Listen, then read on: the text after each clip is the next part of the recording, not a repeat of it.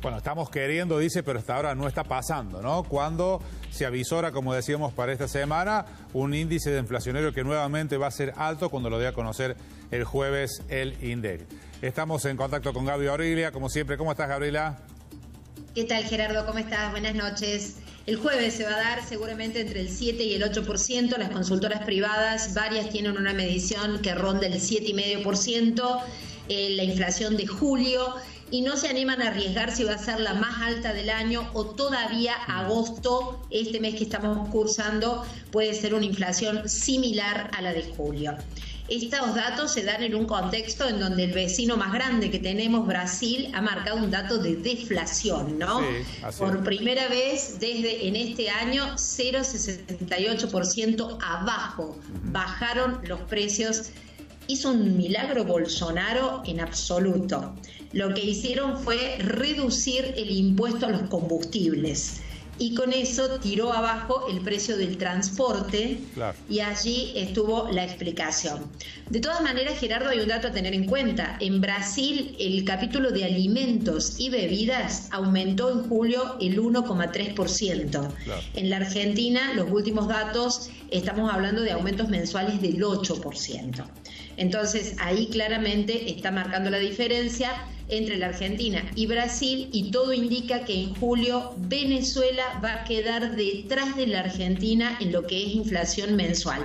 Al menos eso es lo que sostienen las consultoras privadas, ¿no? Recordemos, Venezuela era el campeón de la inflación en el mundo con altos niveles de aumentos de precios. Claro. Gaby, nuevamente convocando a empresarios y a los gremios para tratar de buscar un acuerdo, de pisar precios. Se habla de 2 meses. Una receta que hemos escuchado muchas veces. ¿Tendrá algún condimento especial, digamos, la gestión Massa para ofrecer, para que se encuentre al menos un parate a esta carrera entre precios y salarios? No, me parece que va a apelar a la voluntad de los empresarios y de los gremios. Los gremios están pidiendo, los gremios privados, un bono extra de 30.000 pesos para compensar la inflación. Así que parecería difícil que acepten sin nada a cambio un congelamiento de sueldos por 2 meses, justo después de los meses de más inflación que va a registrar la Argentina. Entonces allí parece más un discurso voluntarista, que no es nuevo, Gerardo. Cada vez que la Argentina está en problemas, este gobierno, el anterior y el anterior de los anteriores hicieron lo mismo, apelar a un acuerdo social. Algunos hablan del pacto de la Moncloa. ¿Te acordás cuando se hablaba mucho de aquel acuerdo que firmó España? Pero bueno, a España le funcionó porque todos lo cumplieron y fue una política de Estado durante varios años y no de un solo gobierno de Felipe González cuando volvieron a la democracia en España. No parece tener ningún condimento. Matías Tombolini, que es el nuevo secretario de Comercio, admite que hay errores en precios cuidados y que va a tratar de subsanarlos, probablemente reduciendo un poco la cantidad de productos que hay en la canasta y allí tratar de acordar precios. Fíjate vos que la mirada optimista de algunos comerciantes es que en vez de haber remarcaciones diarias, hay remarcaciones una vez por semana.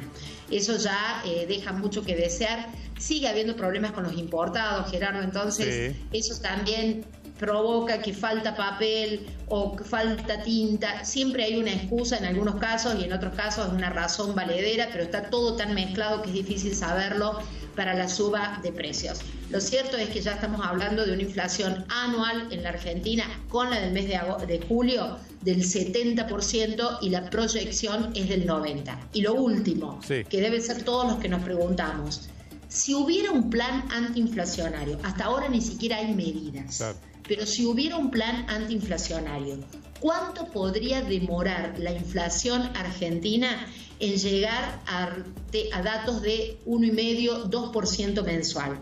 Según Orlando Ferreres, 6 meses.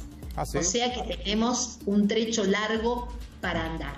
6 meses demoraría, medio año, ya no nos alcanzaría este 2022, suponiendo que mañana nos levantáramos con medidas concretas para controlar la inflación. Algo me dice que mañana nos vamos a levantar y no se va a conocer un paquete antiinflacionario, por lo menos por estas próximas 24 horas, Gaby. Gracias, No, pero va a haber clima de fiesta mañana, porque Massa pasó bien el primer test de rolear la deuda. ¿Qué quiere decir rolear? Lo pongamos en términos futbolísticos, pateó para adelante.